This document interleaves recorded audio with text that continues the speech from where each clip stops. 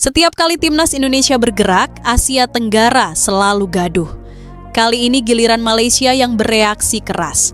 John Herdman resmi mengumumkan 30 nama pemain timnas Indonesia untuk Piala AFF 2026. 3 pemain naturalisasi baru langsung jadi sorotan, termasuk Mitchell Baker dari Liga Italia.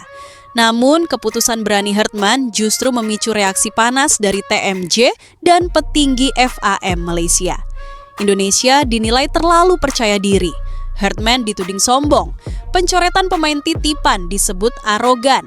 Pertanyaannya, ini kritik jujur atau tanda ketakutan lama yang muncul lagi? Di video ini kita kupas tuntas alasan Herdman mencoret nama besar.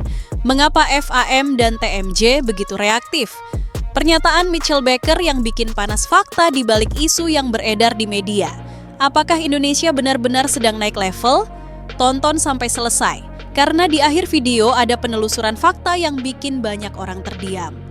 TMJ dan FAM menyerang Indonesia terlalu sombong dengan John Herdman. Setiap kali Indonesia bergerak, Asia Tenggara selalu gaduh. Bukan teori, bukan opini, ini pola lama yang terus berulang. Indonesia diam, tetangga tenang. Indonesia mulai berbenah, tetangga mulai gelisah. Indonesia ambil langkah berani, Asia Tenggara langsung ribut rame-rame. Dan kali ini keributannya bukan karena gol, bukan karena kartu merah, tapi karena nama pelatih dan cara kerja. John Herdman belum satu pertandingan pun memimpin timnas Indonesia secara kompetitif. Tapi serangannya sudah datang dari segala arah. Bukan dari Vietnam, bukan dari Thailand, tapi dari Malaysia, seperti biasa. Lebih spesifik lagi, dari lingkaran elit lama FAM, dari TMJ, dari Datuk Hamidin, dari barisan orang-orang yang merasa paling berhak menilai Indonesia. Kalimatnya sederhana, tapi pedas. Indonesia dinilai terlalu sombong. Terlalu cepat mengagungkan Herdman, terlalu yakin pada pelatih asing, terlalu merasa sudah besar. Kalau mau jujur, ini bukan kritik. Ini psikologis perang. Ini Saywar klasik Asia Tenggara. Karena begini polanya, setiap Indonesia pakai pelatih lokal, maka dibilang tertinggal. Setiap Indonesia pakai pelatih asing, maka dibilang sok Eropa.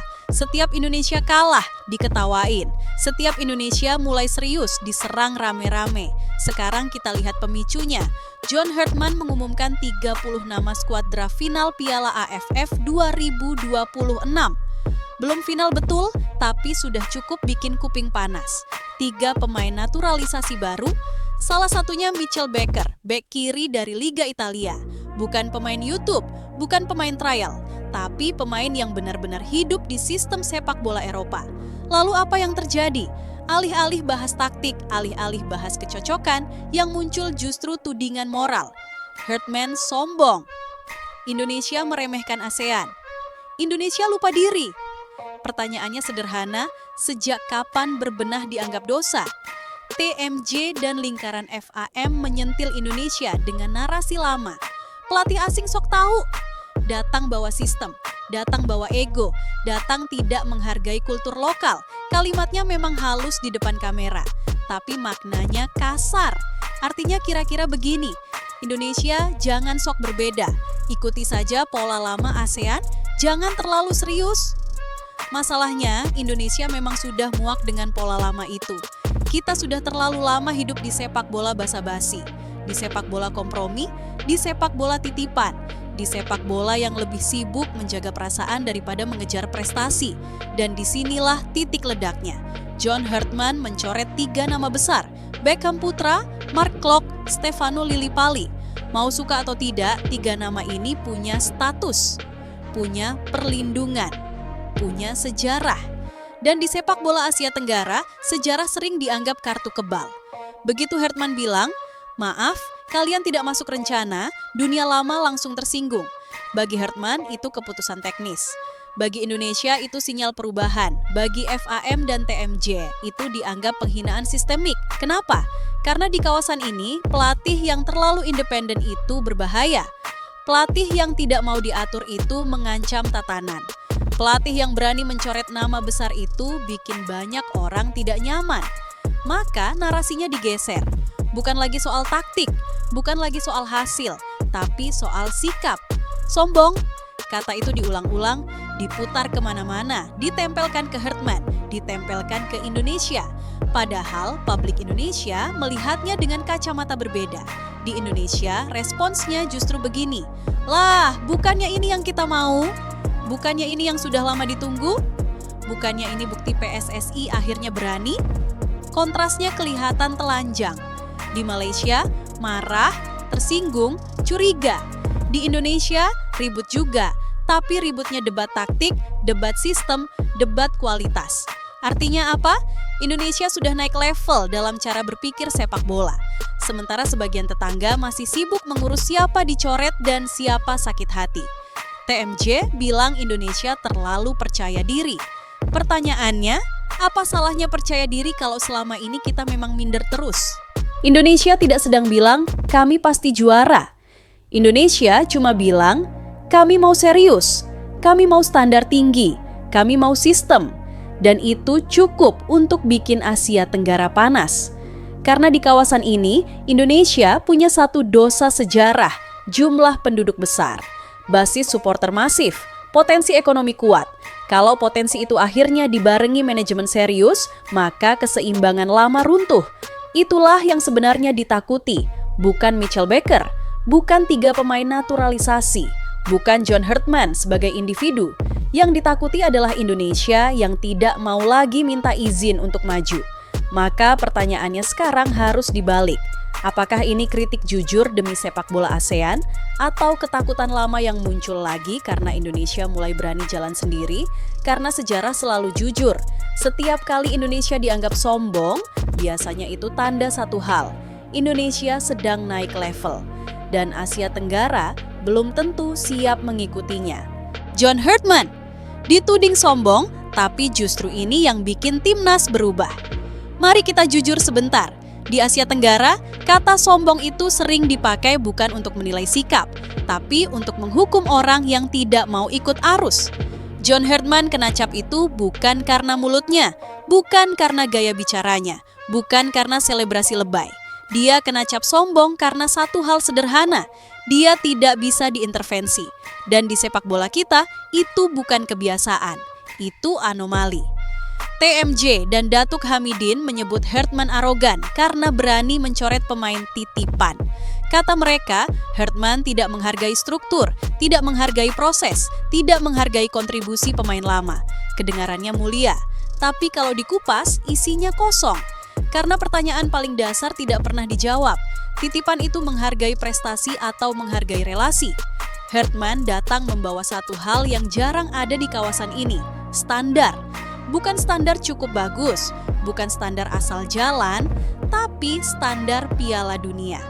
Ini pelatih yang membawa Kanada ke Piala Dunia 2022, negara yang dulu lebih dikenal karena hoki es daripada sepak bola.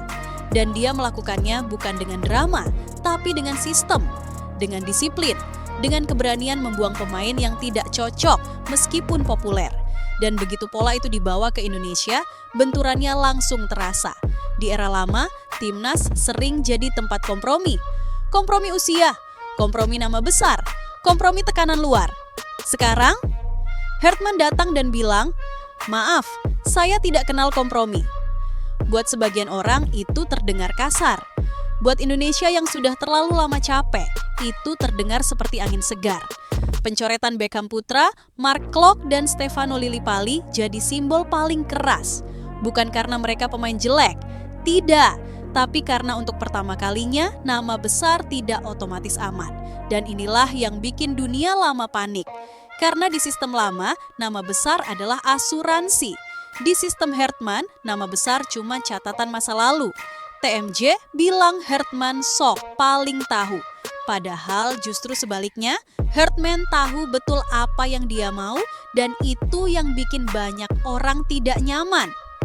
Filosofi Herdman itu sederhana tapi kejam. Intensitas tinggi, disiplin taktis, transisi cepat. Tidak ada pemain kebal. Kalau mau diringkas, kalau lo tidak sanggup lari, lo tidak main. Kalau lo tidak disiplin, lo duduk. Kalau lo tidak cocok sistem, lo keluar. Di sepak bola modern, ini normal. Di Asia Tenggara, Ini dianggap penghinaan, karena selama ini kita terlalu sering memuja individu. Nomor punggung lebih penting dari posisi, nama lebih penting dari fungsi, pengalaman lebih penting dari performa. Herdman membalik semua itu. Dan seperti biasa, perubahan selalu terlihat sombong bagi mereka yang nyaman dengan kebiasaan lama. Yang lucu, tudingan ini datang dari Malaysia, negara yang sepak bolanya sendiri sedang sibuk membereskan urusan internal, sanksi, dan konflik federasi. Tapi entah kenapa, selalu punya energi ekstra untuk mengomentari Indonesia. Indonesia percaya penuh ke Herdman? Iya. Apakah itu berbahaya? Tidak juga. Karena untuk pertama kalinya, PSSI tidak setengah-setengah. Dulu kita sering lihat, pelatih asing datang, ditekan, disesuaikan, gagal, disalahkan. Sekarang, pelatih datang, diberi kewenangan, diuji, dinilai hasilnya. Itu bukan sombong, itu profesional. Dan disinilah perbedaan fundamentalnya. Herdman tidak datang untuk menyenangkan semua pihak. Dia datang untuk membentuk tim. Makanya dia berani memanggil Mitchell Baker. Bukan karena paspor, tapi karena profil. Bek kiri modern, kuat duel, paham build up, dan terbiasa dengan tempo Eropa. Buat Herdman, naturalisasi bukan proyek pencitraan.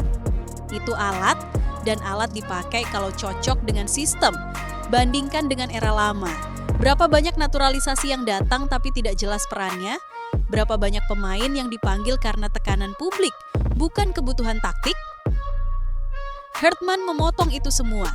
Dan potongan itu menyakitkan bagi yang terbiasa dilindungi. Maka jangan heran kalau label sombong disematkan. Karena dalam sepak bola, orang yang tidak bisa diatur selalu dianggap arogan. Tapi sejarah selalu berpihak pada satu hal. Pelatih yang berani tidak populer seringkali yang paling benar. Yang hari ini disebut sombong, besok dipanggil visioner. Yang hari ini diserang, besok dijadikan rujukan. Dan Indonesia sedang berada di titik itu. Pertanyaannya sekarang bukan lagi soal Herdman sombong atau tidak. Pertanyaannya, apakah kita siap meninggalkan sepak bola penuh kompromi? Karena Herdman sudah jelas sikapnya. Dia tidak akan menurunkan standar hanya demi tepuk tangan. Dan mungkin justru dari kesombongan itulah Timnas Indonesia akhirnya benar-benar berubah. Herdman percaya pemain siap, AFF 2026 saatnya Garuda juara.